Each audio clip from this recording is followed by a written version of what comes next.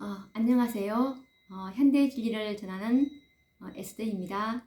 아까 제가 조금 전에 시간이 그렇게 많이 지난 줄도 모르고 계속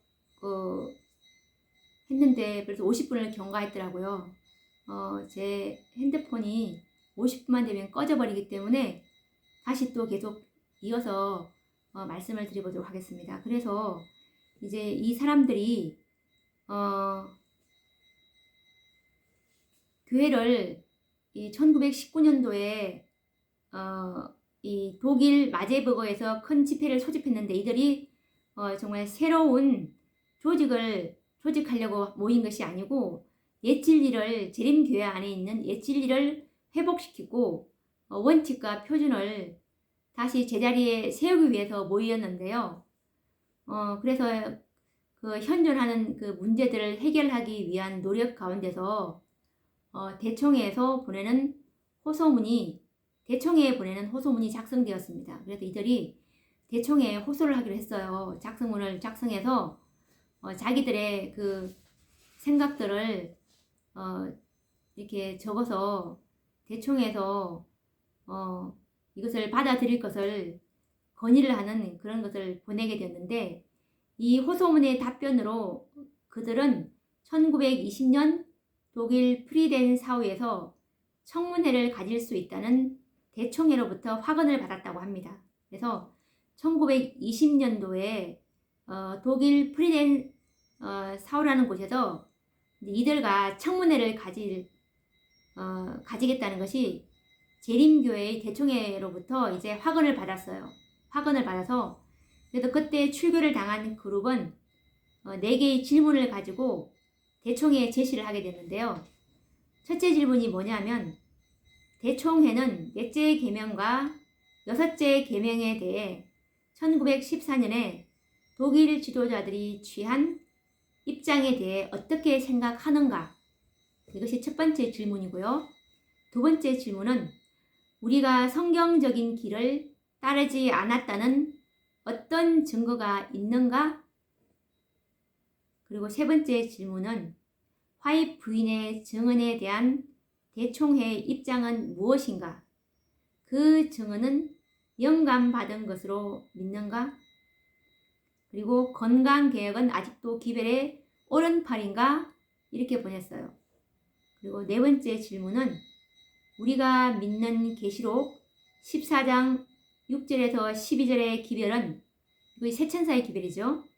어느 한 민족에 속한 것인가 아니면 세계적인가, 이렇게 보냈습니다. 그래서 이제 청문회가 열리게 되었습니다. 1920년 7월 21일에서 23일에 이제 이 정말 출교당한 2% 4,000명이 출교당했다고 그랬죠. 이들의 대표들과 이제 대청회에서 이제 청문회가 개최되었는데요. 이 청문회 내용들을 제가 좀 읽어보도록 하겠습니다. 1920년 7월 21일부터 23일까지 독일 프리덴사우에 있는 재림교회 신학대학에서 재림교회의 역사에 있어서 결코 잊지 못할 사건이 있었다. 그것은 전쟁 문제로 출교를 당한 개혁자들의 대표자들과 대총회의 대표자들의 역사적인 최초의 만남이 이루어지게 되었다. 그러나 이 만남에서 재림교회의 지도자들은 교회의 현실을 직시하지 못하고 하나님의 율법의 최후의 보루가 되어야 할 교회가 흔들려 무너지고 말았다. 1920년 당시 SDA의 대총회 회장이었던, 그때 회장이 다니엘스라는 회장이었습니다. 다니엘스는 프리덴사우 청문회 때 전쟁 당시 교회가 취하였던 일부 사실의 잘못은 시인하였으나 하나님의 백성이 전쟁에 참여하는 문제는 개개인의 양심의 자유로 선택되어질 문제라고 결론 지었으므로 전쟁의 결과로 교회가 배도한 사실을 인정하지 않았습니다. 전쟁은 명백한 범죄 행위라는 종래의 원칙을 묵살해 버렸고 유럽 전역에서의 교단적인 범죄를 옹호함으로 대총에도 그와 동일한 범죄에 동참하게 되었는데요. 그래서 1920년 7월 21일부터 23일에 개혁운동의 대표자들과 개혁운동 대표자들은 바로 이 출교당한 재림교회 내에서 안식일 때 전쟁을 반대한 전쟁 참전을 반대한 그 2%의 무리 이 사천을 대표하는 개혁운동의 대표자들을 말하는 것입니다. 이 대표자들과 제7일 안식일 예수 재림교회를 대표한 자들과의 의사록을 한번 우리가 살펴보도록 하겠습니다.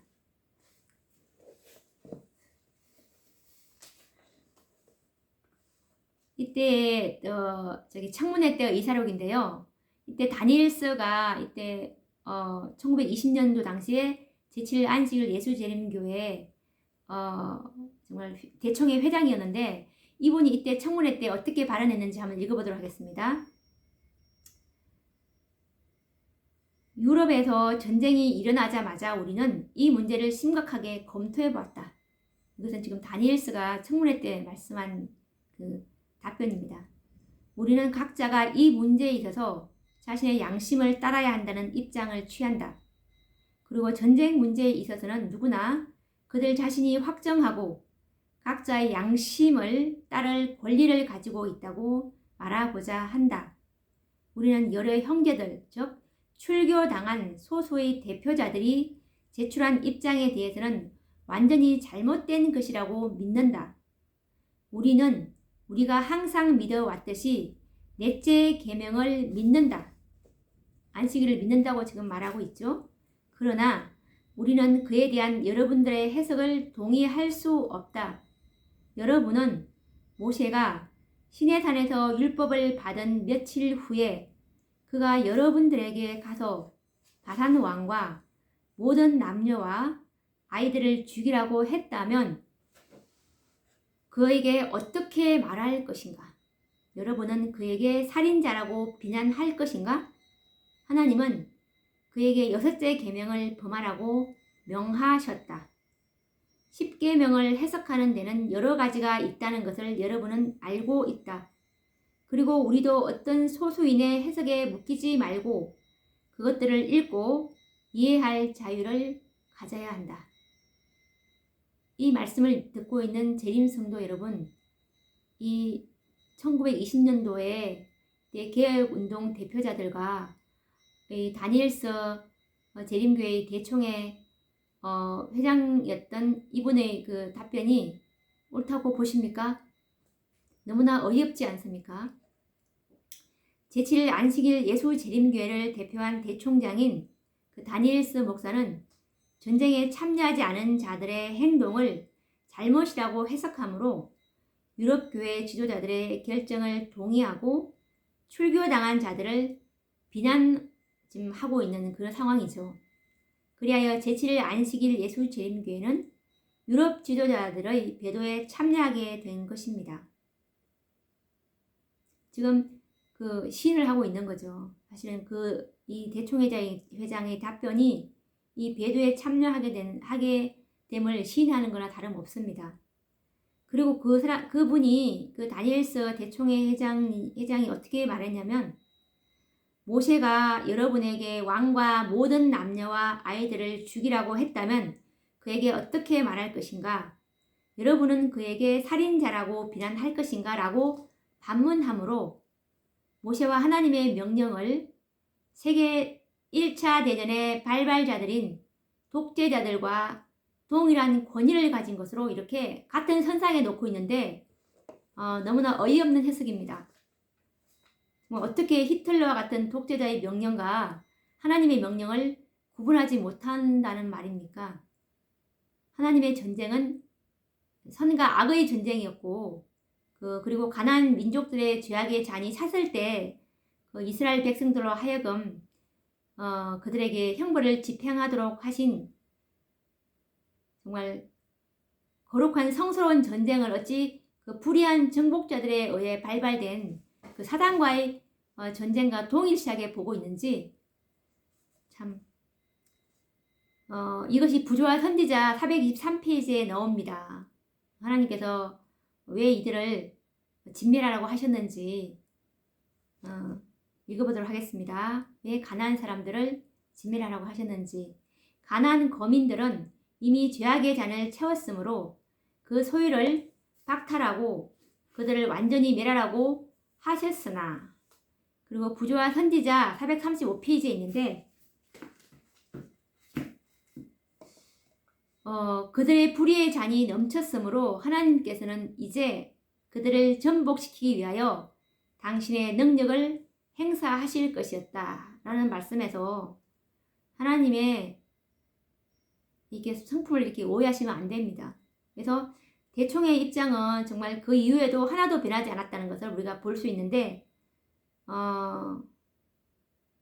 1920년 7월 21일에서 23일에 기록된 그 청문회의 의사록과 내용과 사상은 정말 조금도 변하지 않았습니다. 1888년도, 1914년도 이렇게 쭉 와도 정말 하나님의 그 계명에 대한 존중성이 너무 없다는 것을 우리가 알게 되므로 하나님께서 정말 이곳에는 정말 함께 하실 수 없겠다는 생각이 듭니다.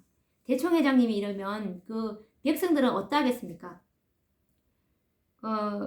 그리고 1923년 지금은 약 20년도에 있는 그 청문회 의사록을 우리가 읽었는데 1923년 1월 22일에 그 스위스 글랜드 회의에 있는 결과에서도 다시 또 확인을 할 수가 있는데 제가 한번 읽어보도록 하겠습니다. 이것은 스위스의 글랜드라는 곳에서 그 회의한 내용인데 1923년 1월 2일자 말씀입니다. 그러나 우리는 교회의 모든 교인들이 그들의 양심의 확신에 따라 언제 어디서든지 그들의 조국을 섬길 수 있는 절대적인 자유를 허락한다. 그러니까 교회에서 정말 그 군대 하나님의 백성들은 전쟁에 가담할 수 없다 이런 것을 못 박아서 얘기할 수 없다는 것입니다. 네 생각에 따라서 그게 맞으면 가고 맞지 않으면 가지 마라 뭐 이런 거를 말하는 거겠죠. 제7일 안식일 예수 재림교회는 그 선택의 자유라는 말을 오용하고 있죠. 그래서 물론 선택의 자유는 하나님께서 다른 피조물과는 달리 유일하게 인간에게 주신 특권인데요. 하나님께서는 강제적으로 우리에게 무엇을 하지는 않으십니다. 그런데 분명히 우리는 하늘에서 루스벨이 행한 것처럼 불순종할 수 있는 자유가 있는 걸 우리는 압니다. 그러나 그 자유는 영원한 손실을 거두게 될 것입니다. 양심과 선택의 자유라는 말을 혼란시키면서까지 교회의 잘못을 변명하고 있는 모습을 이 스위스 글랜드에서 한 그 의사록에서 우리가 조금 전에 읽어보면서 확인을 할 수 있었습니다. 마치 십계명을 순종하는 것과 불순종하는 것은 개인의 선택의 자유이지만 교회는 불순종하는 자를 교인으로 용납할 수 없는 원칙을 갖고 있는 것과 같습니다. 그래서 우리의 양심은 항상 하나님의 율법에 의해서 검증되어야 합니다. 부조와 선지자 308에서 309페이지 말씀을 보시면 도적질하지 말지니라. 공사 간의 범죄가 이 금령 안에 포함되어 있다. 8째 계명은 유괴와 노예 매매를 정죄하고 정복을 위한 전쟁을 금하고 있다. 라는 말씀에서 정말 이 전쟁을 해도 안 되겠지만 전쟁에 가담해서도 안 된다는 것을 하나님께서 분명히 명시하고 계십니다. 그래서 예수님께서 마태복음 26장 52절에 보시면 예수님께서 이러시되 내 검을 도로 집에 꽂아라. 검을 가지는 자는 다 검으로 망하느니라 라는 말씀이 있듯이 정말 어떤 환경에서든지 칼을 들고 싸우는 행위와 살인이 용납되지가 않으며 특히 거룩한 안식일을 더럽히는 일이 정당화될 수가 없는 것입니다. 검을 가지는 자는 다 검으로 망한다고 예수님께서 경고하셨죠. 그래서 이제 역사에 나타난 대로 정말 전쟁의 위기로 말미암아 정말 그 4,000명의 무리들이 제7일 안식일 예수 재림 교단에서 이제 분리되게 되었습니다. 그래서 정말 진리의 원칙과 율법을 고수하려는 소수의 개혁자들의 의도는 왜곡이 되었죠. 재림교회에 의해 왜곡이 되었고 화해와 연합의 노력은 거의 성과가 없었습니다. 그래서 또 다시 한번 또 화해를 하고 연합을 하려고 기회를 기다리고 있었습니다. 이들은 이렇게 출교를 당했지만 지금까지도 조직을 가지고 있지 않았어요. 그 안에서 어떻게 해결해 보려고 했습니다. 얼마나 노력을 했는지 한번 우리가 이 역사적으로 이거 공부를 해보시면 정말 1922년 제7일 안식일 예수 재림교회는 샌프란시스코에서 대총회가 개최가 되었습니다. 1922년도에 개최가 되었는데요. 이 기회를 이용해서 출교당한 개혁자들은 대표자를 구성하여 샌프란시스코에서 열리는 대총회에 파견이 되었습니다. 그때 1922년도에 샌프란시스코에서 대총회가 열리는 것을 알고 이제 그 출교당한 개혁자들의 대표들이 이제 그곳으로 파견되었습니다. 그래서 이미 여러 차례 공개적인 호소문을 보냈지만 아무런 소용이 없었어요. 그래서 마지막 기회로 이 총회 기간에 호소문과 함께 대표자를 파견하게 된 것입니다. 그래서 개혁자들은 그 대총회 때 유럽과 캐나다에서 온 대표자들과 미국의 대표자들과 합세해서 1922년 5월 11일에서 31일까지 모인 교회의 지도자들 앞에서 나가 호소문을 전달하게 됩니다. 이 호소문 내용을 제가 읽어보도록 하겠습니다. 1922년 5월 11일에서 31일자 호소문. 캘리포니아 주 샌프란시스코에 모인 제7일 안식일 예수 재림교 대총회 대표자 여러분, 고린도 전서 1장 9절 10절의 말씀으로 문안드립니다. 지난 8년에서 10여 년 전부터 계속 발전되어 오고 있으며 지금은 조직되어 여러 나라에서 활동하고 있는 개혁운동과 관련되어 있거나 관심을 가져온 재림교인들의 대표자들이나 개인이 올린 호소에 대하여 제7일 안식일 예수 재림교회 조직과 대표자들이 계속적인 침묵함으로 인해서 다음에 호소문을 올리는 것이 정당하고 필요된다고 생각합니다. 여기에 서명한 대표자들 뿐만 아니라 전 세계로부터 격려와 질문의 편지를 보내온 많은 지도자들과 목사들, 평신도들이 이 호소문에 무게를 더해주고 있다는 사실을 알아주시기 바랍니다. 우리는 지금 다음의 말씀에 대한 허락의 약속을 의지하고 여러분 앞에 서 있다는 사실을 말씀드립니다. 교회정은 9권 261페이지 말씀을 이제 인용을 했는데요. 하나님께서는 지상의 모든 지역에서 당신의 교회의 대표자들이 대총회로 모일 때에는 권위를 가지도록 인정하셨다. 어떤 사람들이 범할 위험이 있는 잘못은 하나님께서 그분의 사업의 번영과 발전을 위한 계획들을 세우고자 모인 대총회의 판단과 결정에서 그분의 교회에 주신 권위와 영향력을 남김없이 그대로 한 사람이나 소수의 사람들의 의견과 판단에 맡겨버리는 것이다. 그러면서 우리는 다음의 명령을 받고 있습니다. 또 교회정은 9권 249페이지 말씀을 인용했습니다. 그대들의 불평을 솔직하고 공공연하게 올바른 정신으로 당사자들에게 말하라. 이를 바로잡고 질서 있게 해달라는 간청을 하라. 그러나 하나님의 사업에서 물러서지는 말라. 그리고 다른 사람들이 바르게 하고 있지 않다는 이유로 그대들의 불성실이 입증되지 않게 하라. 이 말씀들을 인용한 이유는 자기들이 이렇게 하기 때문에 이렇게 물러서지 않고 계속 호소하고 있다는 것을 정언의 말씀을 통해서 이 제7일 안식일 예수재림교회 대총회 때 의견을 전달하고 싶었기 때문에 이 말씀을 삽입을 했습니다. 그러면서 이제 어떤 의견을 제시하냐면 첫 번째 호소를 하게 된 첫 번째 호소가 뭐냐면 제7일 안식일 예수재림교회의 대표자들은 다음의 믿음의 원칙들이 참으로 올바르다고 생각하는가? 그러면서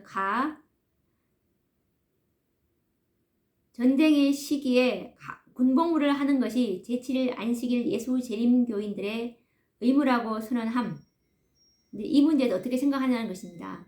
그러면서 가나, 다라, 마에 대해서 1번 문제를 이 가나, 다라, 마 6가지로 이제 나눠놨어요. 그리고 두 번째 이 나는 뭐냐면은 안식일에도 군복무를 함으로써 안식일을 범함. 그리고 복음 사업을 위해 백성들이 바친 헌금들을 전쟁 목적을 위해 충당함. 이때 전쟁 때 안식일 교회가 이 전쟁에 복음 사업을 위한 돈을 전쟁에 충당하게 되었으므로 이런 건의를 하게 된 것입니다. 그리고 이러한 일들을 반대하는 백성들을 출교시킨 일. 그리고 실제로 이러한 일들을 행한 자들을 옳다한 일. 이 출교시킨 일들, 그리고 전쟁 목적을 위해서 돈을 충당하고, 그리고 안식일에도 군복무를 하고, 이런 것들이 옳다한 이런 행위를 말한다는 것입니다. 그리고 또 두 번째 호소는 뭐냐면 대총회는 이러한 행위를 옳다고 생각하는가? 아니면 이러한 일들을 반대하고 다른 하위 조직도 이와 같은 모본을 따르도록 요구할 것인가? 그리고 세 번째 의견은 대총회는 성경과 증언의 말씀이 세운 믿음의 원칙들을 교리와 행위로서 고수하고 있는가? 아니면 다음 부분에서 행위나 가르침 가운데 차이점이 있는가? 그러면서 그 다음 부분을 가나 다로 또 이렇게 정리를 해놨어요. 가를 또 읽어보겠습니다. 많은 목사들과 의사들이 기별의 오른팔인 건강개혁을 무시하고 있으며 그 결과로 백성들은 이 문제에 대해 말로나 모본으로 올바른 가르침을 받지 못하고 있다. 이때 이 당시에 목사님들, 의사들 건강개혁을 무시하고 있었습니다. 그래서 백성들은 더 말할 것이 없었겠죠. 그래서 이런 의견을 제시한 것이에요. 그리고 우리 학교는 우리 자녀들의 품성 개발을 방해하고 믿음을 저해하는 가르침과 교과서로부터 자유롭지 못하다. 교회 학교도 정말 세상 학교랑 별 다름이 없는 그런 교육 상태를 말하고 있는 것입니다.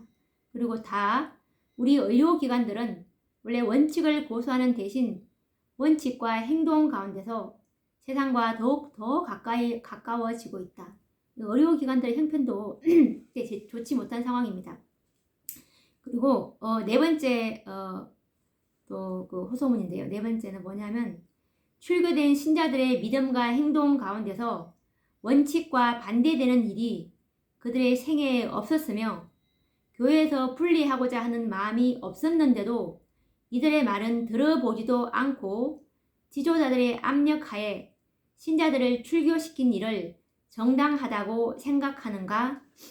네, 이렇게 이때 정말 4,000명이면 정말 엄청나게 많은 편이죠. 그때 14만 4천 명에 4,000명이면 정말 그들은 정말 하나님의 말씀대로 살아보려고 하고 이렇게 원칙에 굳게 섰는데 정말 억울하지 않았을까요?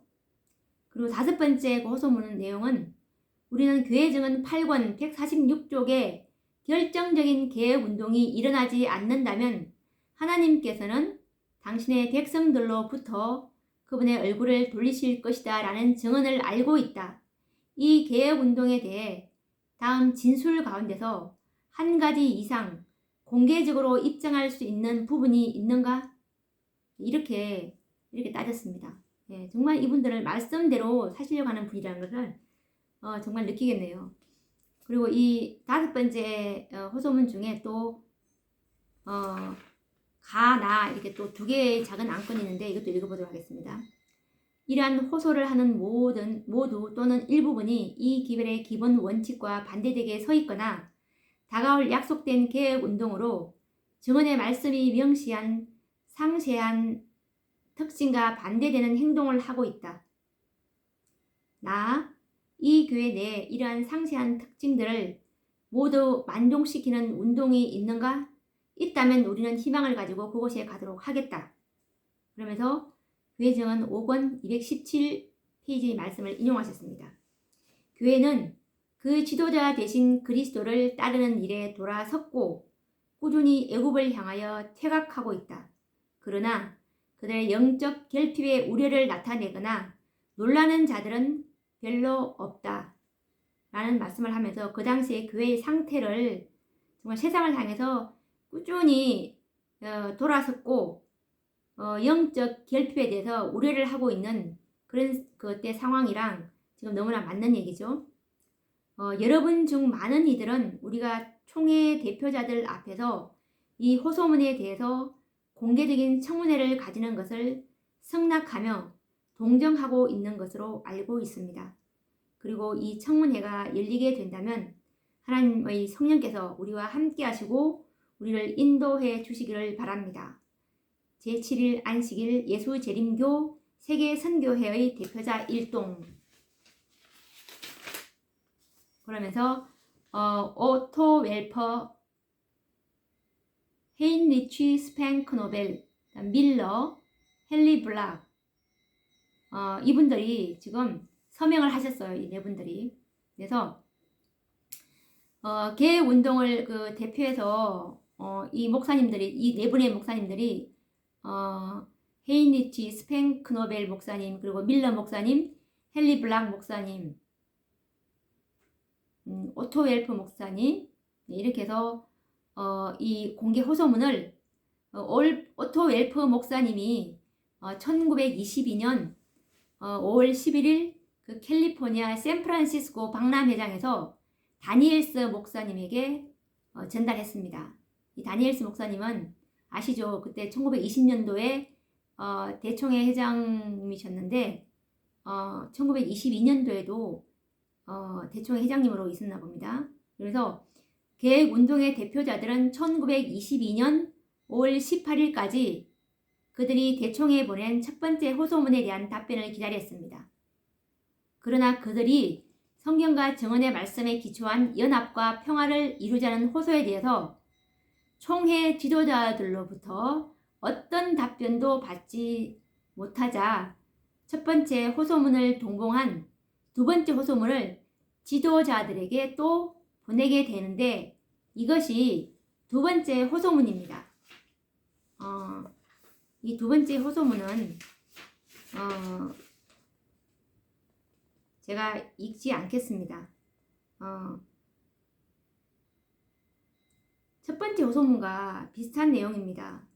그래서 정말 이 명확한 답변을 해달라고 이렇게 했는데 그들이 분명히 이 편지를 받아볼 수 있도록 대총회 위원회의 모든 위원에게 첫 번째 호소문과 함께 두 번째 호소문을 붙였는데 두 번째 호소문까지 답변이 없었어요. 그래서 1922년 5월 22일 또다시 세 번째 호소문을 다니엘스 목사님에게 전달하게 됩니다. 그래서 제가 이거는 좀 세 번째 호소문을 좀 읽어드릴게요. 1922년 5월 22일 캘리포니아 샌프란시스코 다니엘스 목사 앞 이렇게도 보내게 되는데 친애하는 다니엘스 목사님, 공개적인 호소문에 기록된 양심 문제에 대해서 대총회 대표자들 앞에서 청문회를 여자는 여러 차례의 호소문에 대해서 계속 답변을 받지 못하고 있으므로 우리는 지금 우리의 많은 호소문들에 대해 적어도 예, 아니요의 답변이라도 해 주실 것을 형제에게 구합니다. 그러면서 예수 그리스도 안에서 형제된 오토 웰프 서명 이렇게도 보냅니다. 그래서 이 모든 호소들로 인해서 개혁운동 대표자들은 형제들을 참소하는 자라는 최악의 대우를 받게 됩니다. 그래서 1922년 대총회 총회 그 지도자들로부터 개혁자들은 정말 최소한의 예우도 받지 못하게 되는데요. 개혁자들은 우리들 가운데 일어나고 있는 분리에 대해서 하나님의 말씀과 증언을 따라서 호소를 하게 되었습니다. 그래서 그들은 여러 차례 호소를 하였으나 지도자들로부터 어떤 답변도 얻을 수가 없었습니다. 그때 개혁운동 역사책에는 당시의 정황을 이렇게 기록하고 있는데 한번 읽어보도록 하겠습니다. 1922년도에 그 역사적인 상황인데, 개혁운동 지도자들은 그들 진영 밖에 서서 총회 지도자들로부터 어떤 답변을 얻기 위해 기다리고 있었으나 총회장에서는 서로 권세를 잡으려는 세력 다툼에 정신을 잃었고 밖에서 초조하게 기다리는 개혁운동 지도자들을 위한 배려는 안중에도 없었다. 그러나 개혁운동 지도자들은 자신들이 취하고 있는 발걸음이 참으로 높은 하늘의 명령을 받은 것이 틀림없다는 확신을 갖게 되었다. 그들은 눈물과 슬픈 마음으로 우주의 재판관이신 주님께 호소하며 총회 장소를 바라보고 있을 때 그들은 총회가 열리고 있었던 박람회장으로 들어가서 다니엘스 목사를 만나야겠다는 생각이 떠올랐다. 다니엘스 목사가 지나가는 곳에 기다리다가 다가오면 그를 세우고 연합의 문제와 기별 속에 있는 평화의 문제를 논의할 것인지 아닌지를 응답을 받아야겠다는 강한 감동을 받았다. 그래서 그들은 감동을 받은 대로 박람회장 안으로 들어갔다. 이제 그 박람회장 안으로 들어가게 되었습니다. 거기서 그들은 다니엘스 목사를 2시간 동안 기다렸으며 그 후에 그가 기다리고 있는 곳으로 지나가려고 했을 때 그를 불러서 분리에 대한 원인과 결과에 대해서 대총회 대표자들 앞에서 고려해 보겠다고 물었다. 이 질문에 그는 다음과 같이 대답했다. 다니엘스 목사님을 이제 만나게 됩니다. 2시간 동안 기다린 결과로 이제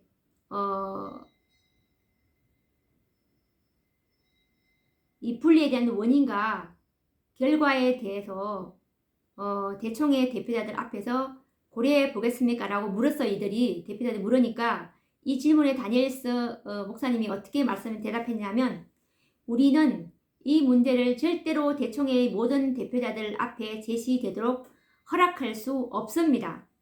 이것은 지금까지 경험하지 못했던 가장 큰 어려움을 일으킬 것입니다. 이렇게 대답했어요. 1922년 5월 24일 샌프란시스코 시립 박람회장에서. 그때 이렇게 해서 이제 정말 이 출배당한 무리들이 정말 이 제7일 안식일 예수 재림교회에서 영구히 분리되고 만 사건입니다. 이제 이와 같은 슬픈 역사가 있는데요. 재림교회는 진정한 개혁과 그 개혁자들을 외면한 채 1922년 대총회에서 교회 내부적인 개혁을 시도해 보았지만 정말 그 개혁에는 능력과 힘이 없었습니다. 항상 이렇게 분리가 될 때는 내부에서는 개혁이 일어나는 것이 원칙이 아닙니다. 밖에 나와서 이렇게 되는 것이 첫째 천사의 기별도 마찬가지고 둘째 천사의 기별, 셋째 천사의 기별도 마찬가지듯이 첫째 천사에서 기별을 거절한 사람들이 도로 안에 들어가가지고 그 속에서 계획을 했습니까? 아니죠. 나와서 또 개신교에서 나왔기 때문에 정말 제7일 안식일 예수 재림교회가 탄생되듯이 이 예수 재림교회 교인들이 개신교회로 돌아가는 일은 없습니다. 그런 것처럼 이 처음에는 그 안에서 계획을 하려고 하지만 이것은 그 원칙이 그렇게 되지 않기 때문에 한 번 기별을 거절한 그 교단은 절대로 기별을 받지 않는 것이 이게 섭리인 것 같아요. 그래서 1922년 대총회에서 이렇게 계획을 시도해 보았지만 이렇게 실패하는 것을 우리가 보게 되었고, 그래서 개혁하자는 외침은 그 오늘까지 메아리쳐 오고 있죠. 근데 재림교회는 더욱더 라오디게아 교회 상태에 빠지고 있을 뿐입니다.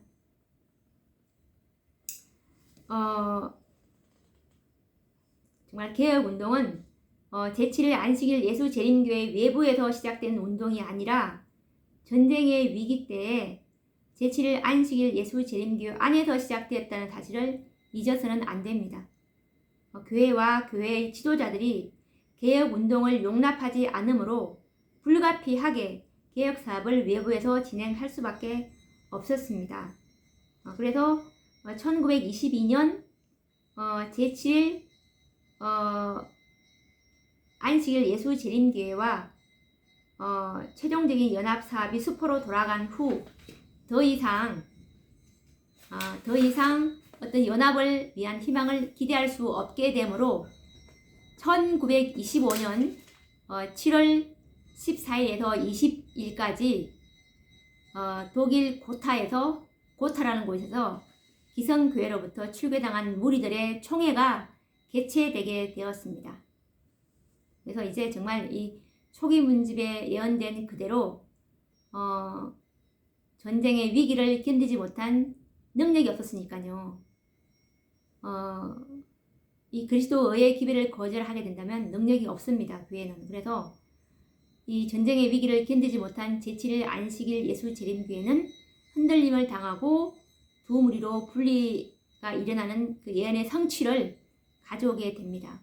그래서 신실한 백성들을 교회에서 출교시켜 버리므로 이제 그 안에 있는 그 진리의 촛불은 정말 희미하게 되어버렸고 그 교회에 맡겨진 그 현대 진리는 셋째 천사의 기별, 인치는 진리, 그리고 믿음으로 말미암는 의의 기별, 이런 것들은 다시 그 기별을 받은 신실한 출교당한 무리들에게 옮겨지게 되었습니다. 그렇게 됨으로 인해서 이제 이 재림교회의 그 최종적인 그 은혜의 시기가 완전히 교단적으로 끝나게 되었죠. 더 확인할 수 있는 것은 그때 물론 이거 우리 교회가 한번 이렇게 연약해졌다라고 이렇게 변명할 수도 있겠지만 2차 세계대전으로 재림교회는 확정을 받게 되는데 제7일 안식일 예수 재림교회가 1939년에서 1945년 세계 제2차 대전에서 다시 한번 그 충성을 회복할 수 있는 기회를 가졌는데요. 물론 촛대가 옮겨지는 건 아니지만 그때 저 재림교회의 상태를 다시 한번 기별을 거절한 교회들은 점점 더 힘이 없어지고 타락한다는 것을 보여주는 하나의 거울입니다. 그래서 이 2차 대전 때 그 재림교회가 어떻게 하는지 상황을 한번 더 보도록 하겠습니다. 그때 1914년도 세계 제1차 대전 당시 제7일 안식일 예수 재림교회는 하나님의 율법을 보수하기는커녕 너무나 현저하게 짓밟았기 때문에 변명의 여지가 없었죠. 그런데 대총회는 청문회 당시에 잘못을 시인하고 회개하였다고 말하고 있는데요.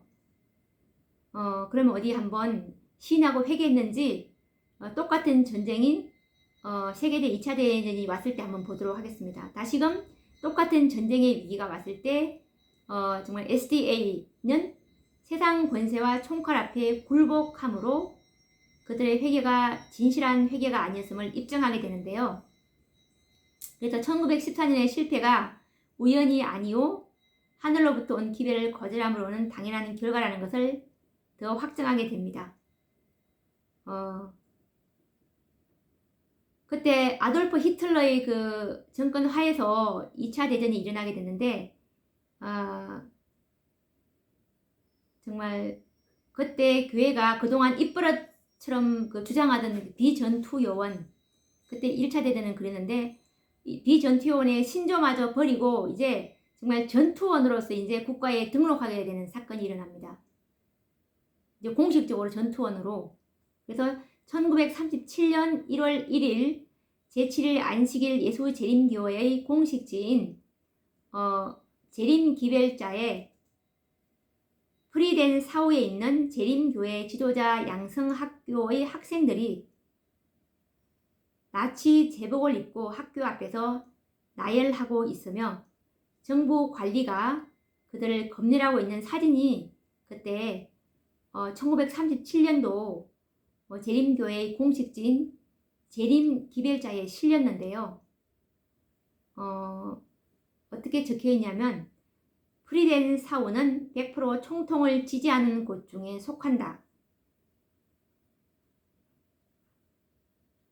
이거는 이 프리덴 사원은 뭘 의미하냐면 재림교회 지도자 양성학교들의 총칭입니다. 재림교회에 있는 재림교회 지도자 양성학교의 학생들이 이들이 100% 총통을 지지하는 곳 중에 속한다. 이런 말을 했고요. 그리고 전 대총회장이 누구냐면 왓슨인데 그때 1931년도에 대총회장이 왓슨이었습니다.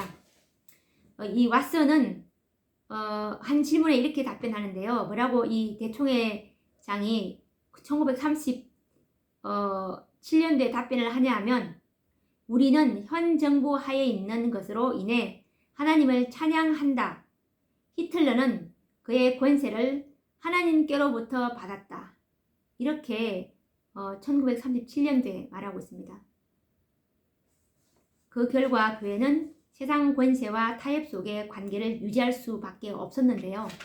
이 타협은 너무나 값진 대가를 치러야 했죠. 그래서 재림교회는 정말 세상 열왕들과 관계를 맺었고 히틀러와 그의 군대를 위해서 열심히 싸우다가 죽어간 그 역사를 우리가 정말 이 슬프고도 안타까운 역사를 보고 있는데 1939년 10월 1일자 말씀인데 재림기별자에 실렸던 이 재림기별자는 재림교회의 공식지입니다. 재림기별자에 어떻게 실렸냐면 우리는 지금 급변하는 전 세계적인 돌풍 속에 있다. 이러한 때에 위대한 사람을 찾아야 한다. 그러므로 우리는 복종만 할 뿐만 아니라 요구된 모든 임무를 즐겁게 수행할 것이다. 이렇게 함으로 자신의 목숨을 잃은 자에게는 자기 친구를 위해 목숨을 버리는 것보다 더 큰 사랑을 가진 자가 없나니 요한복음 15장 3절이라는 말씀이 적용될 것이다. 우리 모든 군인들을 기억하며 특히 조국과 뒤에 남겨둔 자들을 위해 자신의 생명의 위험을 무릅쓰는 형제들을 기억하자. 총통과 그의 동역자들을 위해 기도하도록 하자. 정말 이 세상 열왕들과 관계를 맺은 그런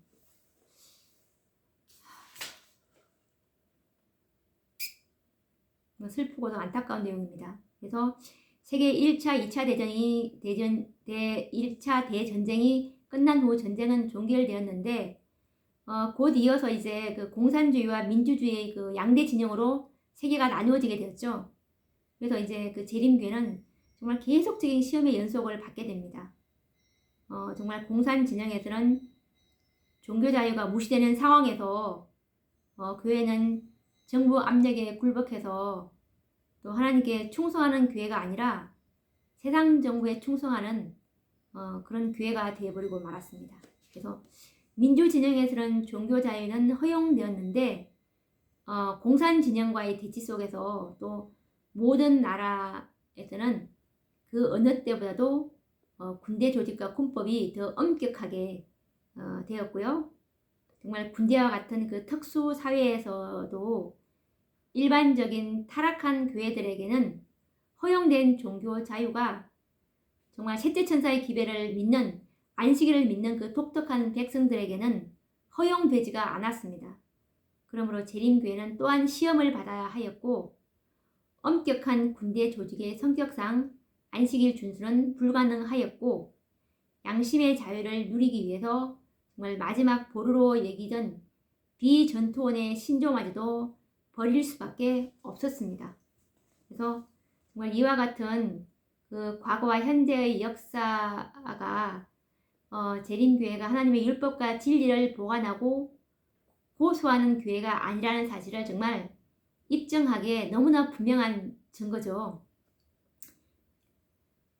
저는 너무 몰랐습니다. 이런 우리 교회가 재림교회가 이런 역사를 거쳐왔고 지도자들이 이런 원칙을 고수했는지를 정말 몰랐어요. 그래서 이제 이런 역사는 이제 머지않아 하나님의 백성 앞에 나타나게 될 것인데, 짐승의 표 1월 법령이죠.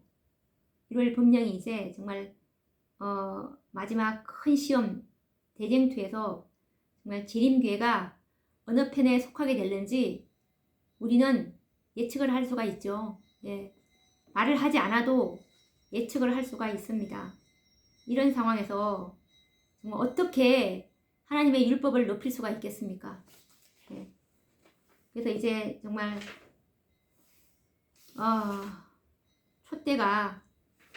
촛대가 완전히 옮겨졌다는 것을 다시 한번 확인할 수 있었고, 이 촛대를 받은 교회가 이 네 번째 천사의 기별의 실체인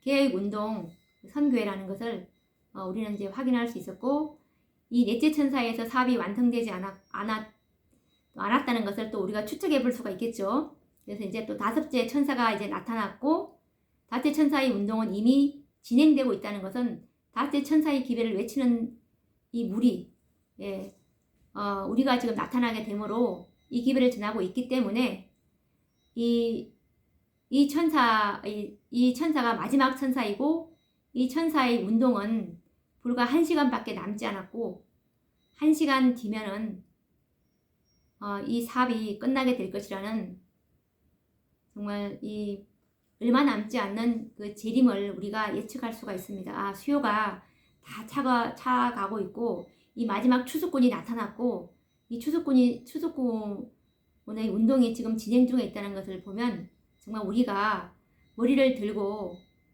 깨어나야 되지 않을까라는 생각을 하게 됩니다. 그래서 오늘은 정말 재림교의 역사를 이렇게 우리가 몇 편을 통해서 공부하게 되었는데, 아마 영적으로 지각이 있는 분들이나 정말 성경과 증언의 말씀을 확고하게 믿는 믿음이 있다면, 정말 내가 어디로 가서 연합을 해야 되는 것인지, 어떤 말씀을 드려야 될 것인지, 그곳에서 그리스도의 형상을 아무리 찾으려고 해봤자 헛된 일이 될 것이라는 그 증언의 말씀을 기억하시면서, 또 다음 시간에 또 현대 진리로 말씀을 가지고 찾아뵙도록 하겠습니다. 감사합니다.